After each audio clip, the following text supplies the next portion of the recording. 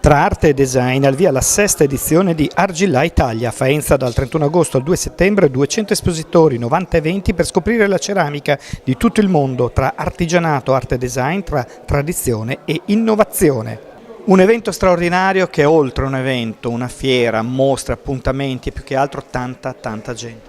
Sì, è un festival, è un grande festival da un lato popolare, dall'altro che racconta delle eccellenze internazionali, eccellenze che hanno a che fare con l'artigianato artistico, con l'arte che utilizza il materiale della ceramica, con performance in piazza, con il Mondial Tornianti, con il festival, che possiamo chiamarlo così, dei racuriosi, con decine di appassionati che fanno il loro raku in piazza, con le performance al tornio davanti al Duomo, ma allo stesso tempo con eventi musicali, i grandi forni all'aperto che si apriranno la sera del sabato. Ci saranno tante attività, tante proposte, perché Argilla riesce a tenere insieme il mondo degli appassionati, degli addetti ai lavori con il grande pubblico. 2 anni fa abbiamo così registrato decine di migliaia, quasi 100.000 visitatori. Quest'anno abbiamo per tutta la settimana, se non di più, tutti gli alberghi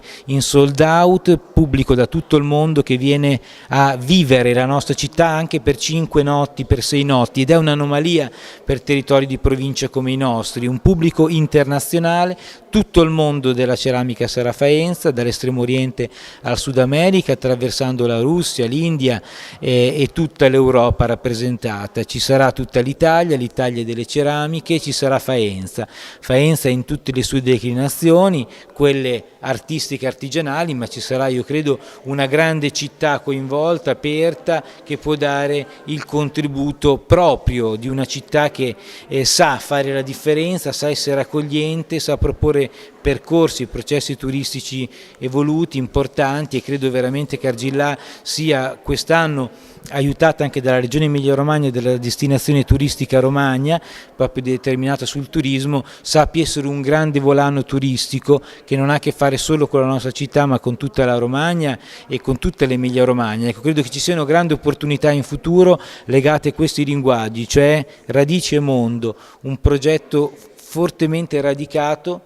sul territorio, ma anche in grado di parlare a tutto il mondo. Alle sue spalle stanno già lavorando? Sì, molto brave, e stanno riallestendo un po' questo settore delle ceramiche europee. Tutto è pronto per questa Argilla, si spera una bella giornata di sole come oggi. Sì, veramente non è pronto quasi nulla, cioè nel senso che tutti i contratti sono stati fatti, ma cominceremo a lavorare da mercoledì.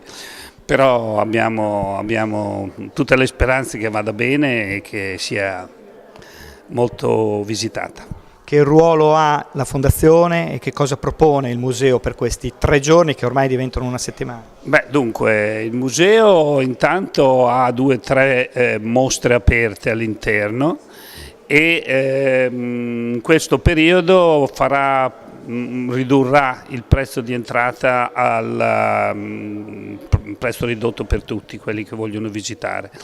Ha avuto il lavoro dell'organizzazione, l'organizzazione è un'organizzazione pesante, perché ormai per organizzare degli eventi in città le normative della sicurezza impongono un lavoro pesante. E quindi insomma in questi mesi abbiamo provato a svolgere questo e speriamo che tutto si svolga nel migliore dei modi. 200 espositori, tanti appassionati, che cosa ci si aspetta? Di battere il record di 2 anni fa? Beh, dunque, intanto come visitatori ovviamente noi invitiamo tutti a venire e speriamo di battere questo record. In termini di espositori 2 anni fa erano 250, abbiamo deciso di ridurre un po' anche perché c'è una parte di città che in qualche modo non era stata gradita per il sole, per il caldo, che l'anno scorso fu molto caldo. In questi giorni abbiamo avuto un abbassamento delle temperature e quindi tutto sommato la cosa dovrebbe andare meglio, speriamo di avere il sole. Ma in ogni caso il record che abbiamo battuto è quello degli espositori esteri, perché 30 nazionalità diverse, più della metà degli espositori che provengono da paesi stranieri, sia un riconoscimento internazionale di questo evento, che sta diventando un evento sempre di dimensioni migliori. Ecco, la riduzione di espositori è anche stata dovuta a una maggior selezione da parte del comitato che era stato organizzato per avere una maggior qualità. Paola Casta insieme a Francesca Minardi siete l'anima organizzatrice di questa straordinaria Argillà. Quanti eventi, su cosa bisogna puntare? Allora, bisogna puntare innanzitutto sulla mostra mercato, quindi sui 200 ceramisti espositori che arrivano da tutto il mondo, metà italiani, metà stranieri, e che da venerdì pomeriggio saranno il vero cuore di Argillà, quindi saranno per le strade, per le piazze, con le loro meravigliose opere ceramiche, e quest'anno per la prima volta tutti saranno presenti anche in un catalogo cartaceo bilingue italiano-inglese, che quindi arricchisce anche l'esperienza per il pubblico, diciamo. Oltre alla mostra mercato ci sono poi tutta una serie di eventi, mostre sia ufficiali che in un, diciamo, circuito off. Sono circa 90 questi eventi e mostre che a partire da mercoledì 29 per tutto il fine settimana saranno visitabili, o comunque saranno appuntamenti, diciamo, performativi. Io vi segnalo in modo particolare i contenitori del Ridotto e del foyer del Teatro Masini, dove ci sono delle mostre in modo particolare dedicate alle città della ceramica italiane che quest'anno hanno diciamo, collaborato con Argillà. In più al MIC, naturalmente, a parte che è visibile la mostra Ceramics Now, ma anche una mostra appunto dedicata alla Germania, paese ospite di questa sesta edizione di Argillà, e anche Mucchi quest'anno è sede ufficiale, quindi anche lì con mostre, in modo particolare una organizzata dalla Galleria Onos Art, con questo progetto installativo molto particolare, originale, che viene presentato per la prima volta durante Argillà. E poi tantissimi gli eventi in piazza, con le cotture ceramiche spettacolari il sabato sera, con un artista coreano che sarà protagonista grazie alla collaborazione con il Museo Zauli e con Officine Saffi, prima di un workshop e poi di una performance in cui smalterà questo vaso onji, che è un vaso che appartiene alla tradizione ceramica coreana, e lo smalterà appunto in questa performance il sabato sera in Piazza della Libertà, e sarà appunto un evento, insomma, spettacolare.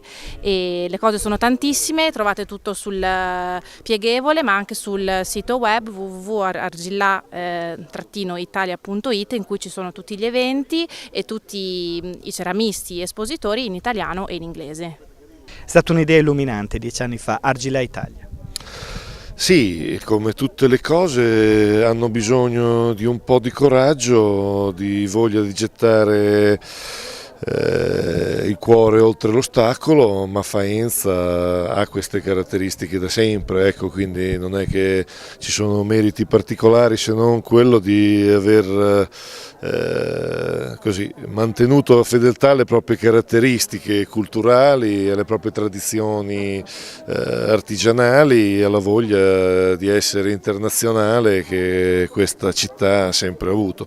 Certo, sono passati 10 anni e credo che le riflessioni sviluppate in questi 10 anni a Faenza sulla ceramica artistica rappresentino un pezzo di storia importante. Sono andate avanti tante cose, sia a livello locale che a livello nazionale che a livello europeo, anche a livello regionale si è presa, diciamo così, coscienza di quello che significa oggi la ceramica artistica dal punto di vista culturale, quindi si stanno intrecciando dei cammini che per il futuro io credo possano dare ulteriori sviluppi positivi. Come si devono muovere le città della ceramica europee? Quale deve essere il loro, diciamo, obiettivo comune? L'obiettivo comune è legato alla valorizzazione delle produzioni, cioè se vogliamo dare futuro alla ceramica bisogna che ci sia ancora chi produce la ceramica, chi sa fare bene la ceramica, chi sa interpretare il senso comune, il senso contemporaneo, il buon gusto della contemporaneità attraverso la ceramica, sia dal punto di vista artigianale che dal punto di vista artistico. Noi stiamo vivendo un momento magico per la ceramica, perché anche i grandi artisti trovano nella ceramica un mezzo per esprimersi in modo importante in questo frangente storico, però la ceramica bisogna saperla fare e questo la sanno fare gli artigiani, quindi questo rimane il focus di tutti, sia per Faenza che per tutte le altre città. I progetti europei ci stanno dando una mano perché, come dire, anche l'Unione Europea coglie l'importanza di questi aspetti, non è solamente folklore, anzi è molto di più, è tradizione culturale, è riconoscibilità di un territorio attraverso queste forme espressive e quindi stiamo trovando, come dire, degli appoggi importanti. I progetti europei che sono partiti ci danno buone speranze per il futuro.